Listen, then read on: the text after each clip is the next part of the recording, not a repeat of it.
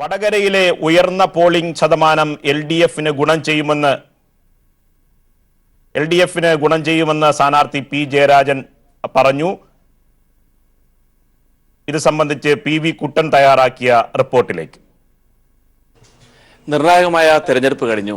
സ്ഥാനാർത്ഥികൾ കണക്കുകൾ കൂട്ടിയും കിഴിച്ചും നോക്കുന്ന തിരക്കിലാണ്. വടകരയിലെ LDF സ്ഥാനാർത്ഥി പി ജയരാജൻ ഇപ്പോൾ നമ്മോടൊപ്പമുണ്ട്. ശ്രീ പി ജയരാജൻ, വടകരയിൽ പോളിംഗ് ശതമാനം വർദ്ധിച്ചു. നിയോജക മണ്ഡല അടിസ്ഥാനത്തിലും നല്ല വർധനവാണ് പോളിംഗിൽ ഉണ്ടായിരിക്കുന്നത്. ഇത് എങ്ങനെയാണ് സ്ഥാനാർത്ഥി എന്ന നിലയിൽ നോക്കിക്കാണുന്നത്? ഒന്നാമതായി ജനാധിപത്യ പ്രക്രിയ എന്നത് ജനങ്ങളുടെ അധികാര വിനിയോഗമാണ്. അപ്പോൾ അതിൻ്റെ ഭാഗമായി ഏറ്റവും കൂടുതൽ വോട്ടർമാർ ഈ തെരഞ്ഞെടുപ്പിൽ വോട്ട് ചെയ്തു എന്നത് ജനാധിപത്യ പ്രക്രിയയെ അർത്ഥവത്താക്കുന്ന ഒരു നടപടിയാണ്. അപ്പോൾ രാജ്യത്തിൻ്റെ മറ്റ് ഭാഗങ്ങളിൽ നിന്ന് വ്യത്യസ്തമായിട്ട് കേരളത്തിൽ ഏറ്റവും കൂടുതൽ ആളുകൾ വോട്ട് ചെയ്തു. അപ്പോൾ അത് ജനാധിപത്യം കൂടുതൽ അർത്ഥവത്താക്കുന്ന നിലയിലുള്ള ഇടപെടലാണ് വോട്ടർമാരുടെ ഭാഗത്തുനിന്നുണ്ടായത്. അങ്ങനെ ജനാധിപത്യ പ്രക്രിയയിൽ പങ്കെടുത്ത എല്ലാവരെയും ഞാൻ ഹാർദമായി അഭിവാദ്യം ചെയ്യുകയാണ്.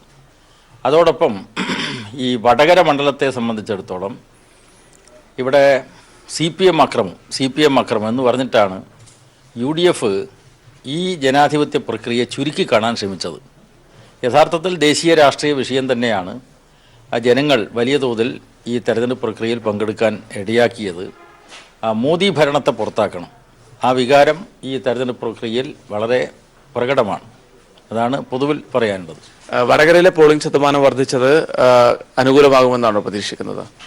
തീർച്ചയായും വടകര ലോക്സഭാ മണ്ഡലത്തിൽ ഇപ്പോൾ മനസ്സിലാക്കിയെടുത്തോളം ഒരു 1.25% അല്ലെങ്കിൽ 1.20% ആ നിലക്ക് വർധന വന്നിട്ടുണ്ട് എന്നാണ് ഞാൻ മനസ്സിലാക്കുന്നത്. കുറച്ചും കൂടി വോട്ടുകൾ ചിലപ്പോൾ അധികരിച്ചേക്കാം.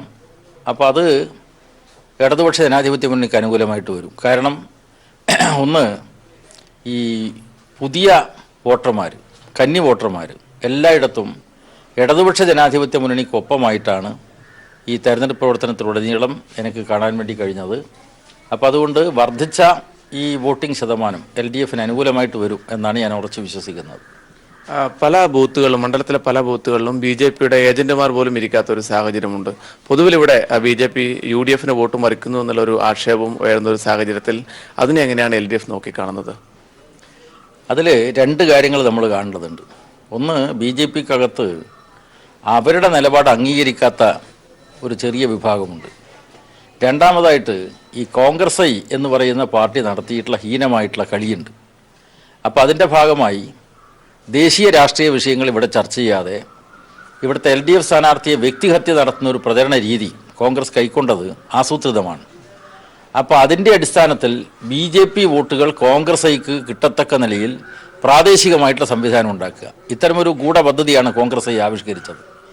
അപ്പോൾ സ്വന്തം സ്ഥാനാർത്ഥിയെ നിർത്തി BJPക്കാർ വോട്ട് മറിക്കുക എന്ന് പറയുമ്പോൾ ആ പാർട്ടിയുടെ നിലനിൽപ്പ് പോലും ഇല്ലാതാക്കുകയാണ്. അതേസമയം ഏറ്റവും ഹീനമായ ഗൂഢപദ്ധതി രാജ്യത്തുടനീളം BJPക്കെതിരായിട്ട് പ്രസംഗിക്കുക, എന്നിട്ട് ഇവിടെ RSS BJPയെ പ്രീതിപ്പെടുത്തുന്നതിന് വേണ്ടി ആവശ്യമായിട്ടുള്ള പ്രചരണ പ്രവർത്തനങ്ങളും പദ്ധതികളും ആവിഷ്കരിക്കുക.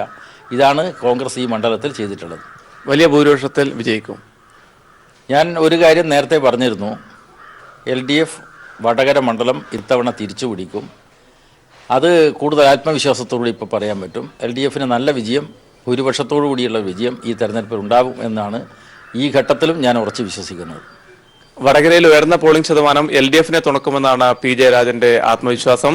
വടകരയിൽ നിന്നും ക്യാമറമാൻ അനിൽ കല്യാശ്ശേരിക്കൊപ്പം PV കുട്ടൻ.